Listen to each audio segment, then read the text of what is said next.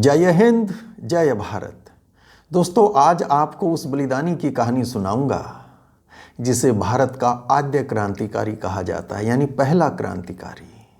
वो बलिदानी जिस पर अंग्रेजों ने ब्रिटेन की रानी के विरुद्ध युद्ध छेड़ने के षड्यंत्र रचने का आरोप लगाकर मुकदमा चलाया था।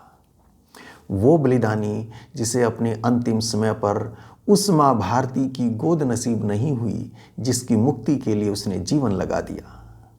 जी हाँ, मैं बात कर रहा हूँ आद्य क्रांतिकारी वासुदेव बलवंत फड़के की। कल 17 फरवरी है, कल उनका बलिदान दिवस है। दोस्तों, वासुदेव बलवंत फड़के का जन्म हुआ था 4 नवंबर 1845 को महाराष्ट्र में पनवेल के पास शिरढोण नामक गांव में। इनके दादा अनंतराव फड़के करनाला किले के किलेदार रहे वर्ष 1818 तक। ये वो समय था जब एंग्लो मराठा वार, थर्ड एंग्लो मराठा वार हुई और उस किले पर अंग्रेजों का अधिकार हो गया, मराठों की हार हुई थी। तो बचपन में अपने दादा से, अनंतराव फड़के से मराठों के उस शौर्य की, उस शान की कहानियां सुनते सुनते बड़े हो रहे थे। पिता थे बलवंतराव फड़के और माँ भीकूबाई। 1859 के बाद प्राइमरी स्कूल पास करने के बाद ये मुंबई जाते हैं और वहाँ फिर उच्च शिक्षा के लिए एडमिशन लेते हैं, पर 4 महीने के बाद वो स्कूल छोड़ देते हैं। फिर पुणे जाते हैं और पुणे हाई स्कूल में एडमिशन लेते हैं। 2 साल पढ़ते हैं, लेकिन उसके बाद बोर्ड एग्ज़ाम से पहले उसे भी छोड़ देते हैं। अब पढ़ाई भी छोड़ दी थी।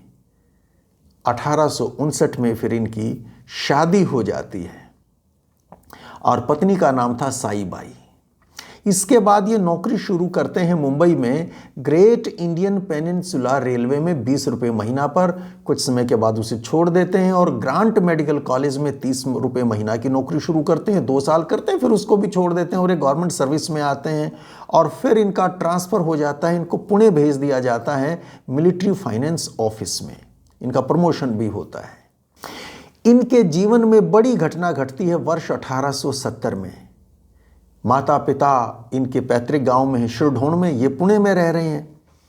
माँ सख्त बीमार होती हैं और अंतिम समय आ जाता है। इन तक सूचना आती है कि जल्दी से जल्दी पहुंचो, माँ बीमार है। ये ऑफिस में लीव के लिए एप्लीकेशन लगाते हैं। पहले उस पर कोई एक्शन होता नहीं और जब होता है तो ये कि वो एप्लीकेशन रिजेक्ट हो जाती है। बहुत दुखी हैं। अब ये बिना ही एप्लीकेशन मंजूर हुए ऑफिस छोड़ देते हैं और शिरढोण के लिए दौड़ते हैं। जब तक ये पहुंचते हैं माँ की मृत्यु हो चुकी है। अब रोते हैं, बहुत ज़्यादा प्यार करते थे अपनी माँ से, बहुत रोते हैं और कहते हैं कि सारी दुनिया भी अगर मिल गई तो क्या फ़ायदा है, माँ तो चली गई। और अपने उस दर्द को लेके ही फिर कुछ दिन के बाद ये लौट के पुणे आते हैं और अपना ऑफिस ज्वाइन कर लेते हैं। तो अंग्रेजों से इनको ये पहली व्यक्तिगत चोट मिली थी और बहुत बड़ी चोट थी। अगला साल हुआ, 1 साल के बाद अब माँ का श्राद्ध था। इन्होंने फिर एप्लीकेशन लगाई छुट्टी की और इस बार फिर से रिजेक्ट हो गई। तो ये दूसरी बार अंग्रेजों ने इनको व्यक्तिगत चोट दी थी। दोस्तों, एक तरफ ये हो रहा था इनके व्यक्तिगत जीवन में, और ये वो समय था जब पुणे में बड़ी सामाजिक एक्टिविटीज़ हो रही थी। वहाँ सोशल ऑर्गेनाइजेशंस बन रहे थे, वहाँ देश की बातें हो रही थी, देश की परिस्थितियों की भी चर्चाएं होती थी। सार्वजनिक सभा बनी, ये उससे जुड़ गए। फिर 1874 में अपने दोस्तों के साथ मिलकर ये एक संस्था बनाते हैं जिसका नाम था पुणे नेटिव इंस्टीट्यूशन, कि अंग्रेजी सरकार के प्रभाव से मुक्त एक एजुकेशनल इंस्टीट्यूशन शुरू हो। साथ साथ युवाओं को जोड़ रहे थे, यूथ के साथ कनेक्ट कर रहे थे। एक अखाड़ा चलाते थे जहां ये रहते थे और वहां ये ट्रेनिंग यूथ को दिया करते थे। और सिर्फ यूथ को ही नहीं, अपनी पत्नी को भी इन्होंने घुड़सवारी, तलवारबाजी, निशानेबाजी, बंदूक चलाना वगैरह सिखा दिया था। फिर 1876-77 में बड़ा भयंकर अकाल पड़ा, लोग मर रहे थे हजारों में। उस दुर्दशा को ये देख रहे थे और क्रिश्चियन मिशनरीज ब्रेड के बदले में धर्म परिवर्तन कर रहे हैं कि ठीक है हम देंगे ना, हम भोजन देंगे, फिर तुम मरोगे नहीं, पर इसके लिए तुम्हें क्रिश्चियन बनना पड़ेगा। फिर इन्होंने सोचा कि नहीं, ऐसे बात नहीं बनेगी, जाके पैर ना फटे बेवाई वो क्या जाने पीर पराई।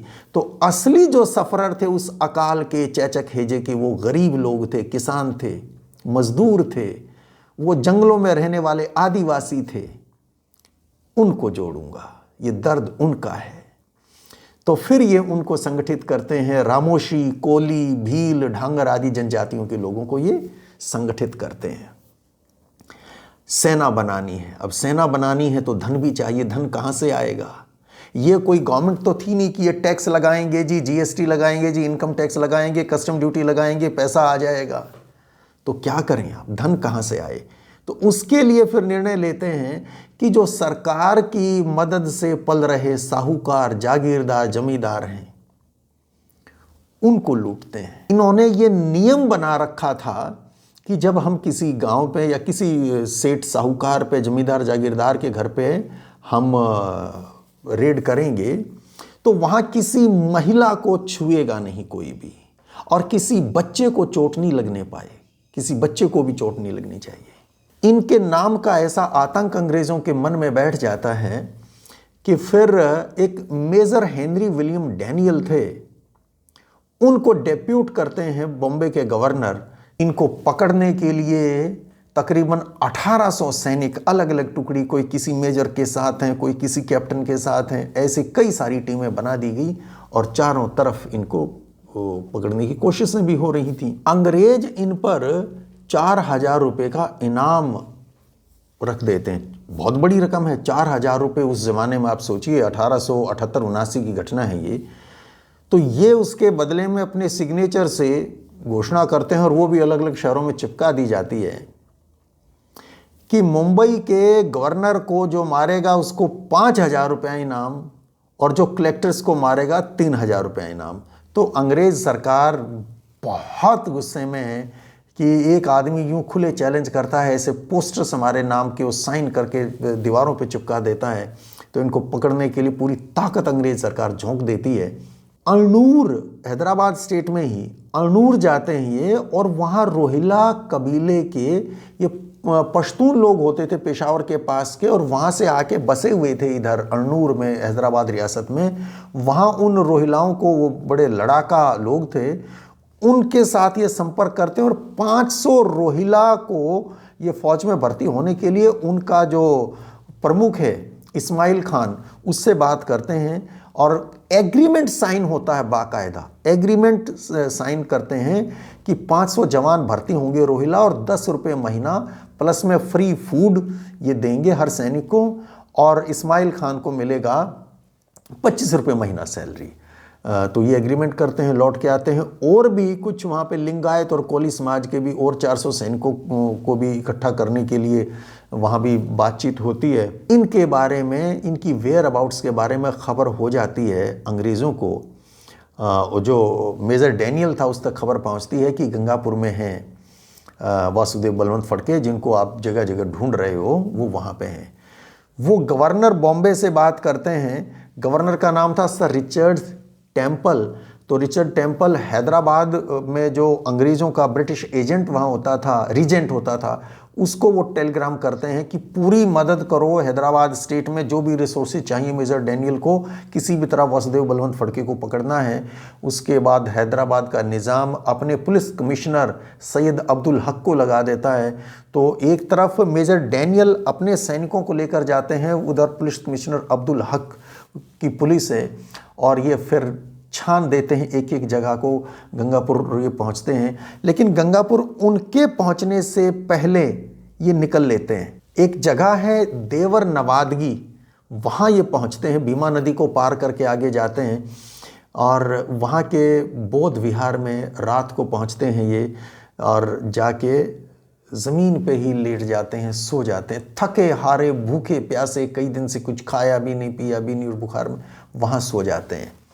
ये सो रहे हैं, और अगले दिन तड़के, ये रात है 20 जुलाई 1879 की, उसी रात, मतलब रात ढल रही है, तड़के वहाँ पे मेजर डैनियल और अब्दुल हक अपनी सैनिकों के साथ पहुँच जाते हैं और सोते हुए इनको अरेस्ट कर लिया जाता है, गिरफ्तार कर लिए गए, पुणे लाए गए। इन पर मुकदमा बनाते हैं आईपीसी के सेक्शन 395 400, ये डकैतियों से संबंधित चार्जेस थे, और 121 ए, 122, 124 ए ये अंग्रेज सरकार के विरुद्ध लोगों को भड़काना और ब्रिटेन की रानी के विरुद्ध युद्ध करने का षड्यंत्र रचने का 121 ए में, तो ये इन पर चार्जेस फ्रेम होते हैं।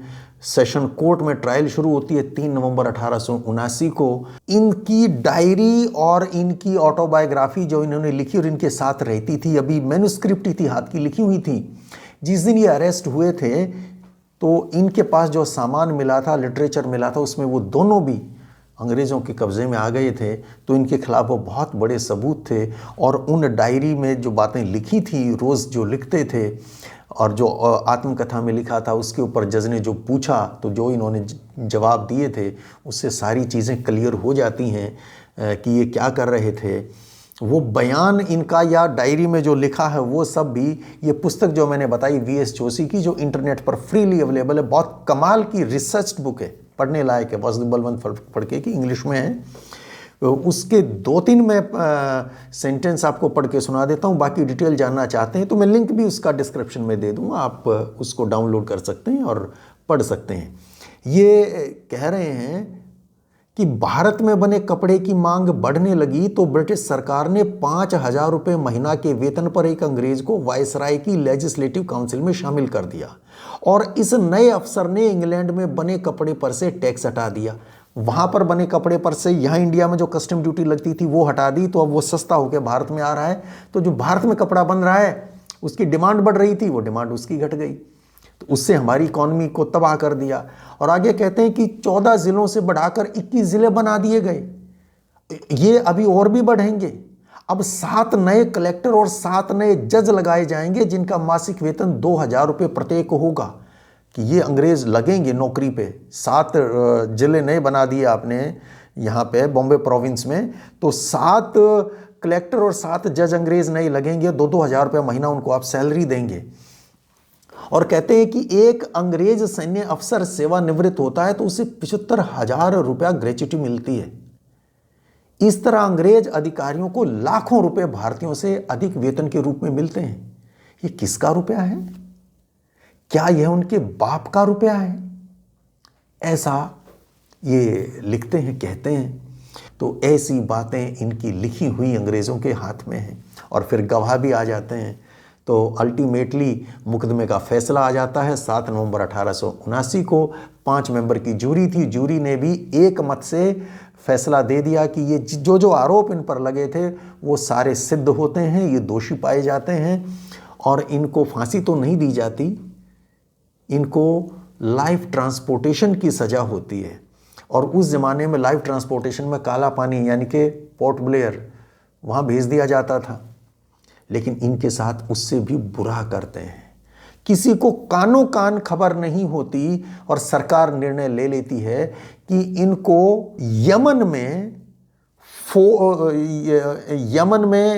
जो एडन है, हम हिंदी में उसको अदन पढ़ते हैं, तो अदन में जो फोर्ट एडन है, जो किला है, वहाँ जेल बना रखी है, तो इसको वहाँ पे भेजते हैं। उस ज़माने में एडन पे, जो गल्फ ऑफ एडन है, उस पर कब्जा अंग्रेज़ों का था, तो एडन पे अंग्रेज़ों का कब्जा था। तो जैसे भारत में अंग्रेज़ तो थोड़े थे, बाकी नौकरी पे इंडियंस ही थे उनके पास भी, तो वहाँ के जो वो अरब्स थे या जो दूसरे लोग थे वो नौकरी करते थे और ऊपर राज अंग्रेज़ करते थे उनके ऊपर। तो वहाँ पे इनको ट्रांसपोर्ट करते हैं। 3 जनवरी 1880 को SS तेहरान नाम का समुद्री जहाज़ है जिससे इनको ले जाया जाता है। पहले इनको भी नहीं बताया गया, यहाँ किसी को नहीं पता, और वहाँ 9 जनवरी को ये पहुँचते हैं। और फिर भयंकर यातनाएं उस जेल में शुरू होती हैं। काला पानी सेलुलर जेल में जो यातनाएं थी वो असहनीय, कल्पना नहीं कर सकता इंसान उनके बारे में। लेकिन फोर्ट एडन तो उससे भी बुरे हालात थे, वहाँ इनको ले जाया गया। पर ये वहाँ से भागने की कोशिश करते हैं। पहुँच तो गए थे 9 जनवरी को, अब धीरे धीरे वहाँ के हालात को समझते हैं। कोल्लू का बैल भी बने हैं, वो सारी यातनाएं तो सारी झेल ही रहे हैं। खैर 12 अक्टूबर को ये जेल से भागने का प्रयास करते हैं। इन्होंने कुछ कोशिशें की, वहाँ के बारे में समझा, रास्ते किधर से कैसे कैसे क्या हो सकता है। हालांकि कोठरी में इनको बंद रखते थे। इन्होंने किसी से लिंक वहाँ बना लिया था और जो कैदी को कपड़े मिले होते थे जो ये पहनते थे, उसके अलावा कोई दूसरी ड्रेस इन्होंने और नॉर्मल ड्रेस की व्यवस्था कर ली थी अपनी कोठरी में।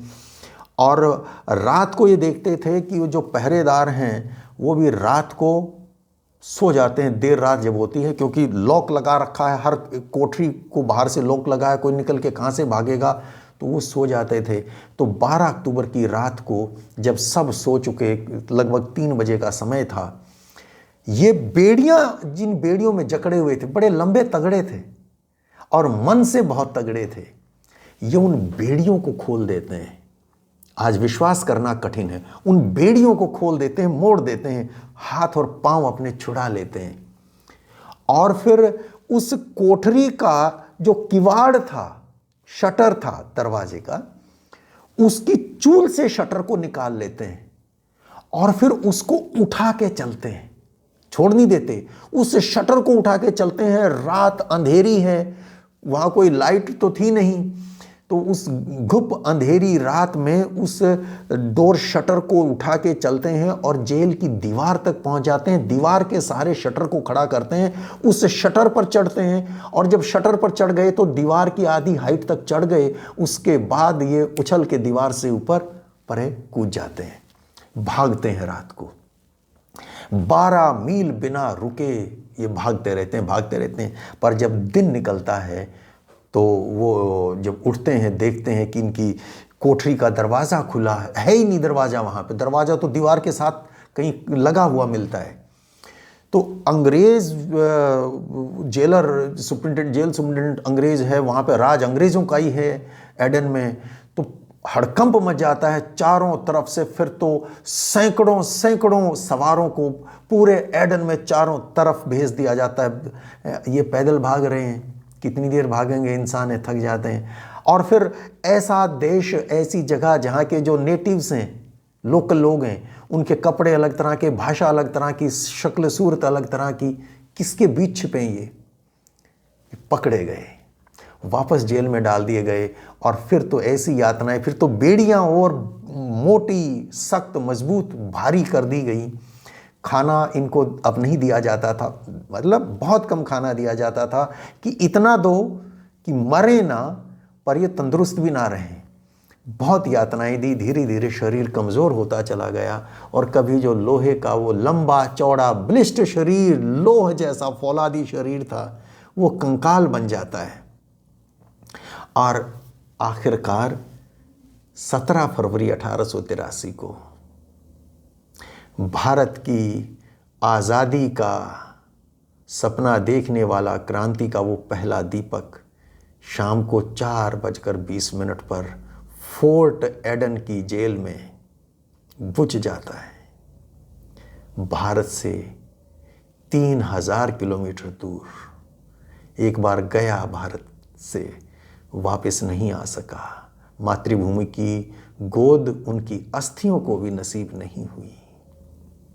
तो दोस्तों, ये थी कहानी वासुदेव बलवंत फड़के की, आद्य क्रांतिवीर वासुदेव बलवंत फड़के। कैसी लगी कमेंट बॉक्स में लिखकर ज़रूर बताइएगा। आज के लिए इतना ही। जय हिंद, जय भारत।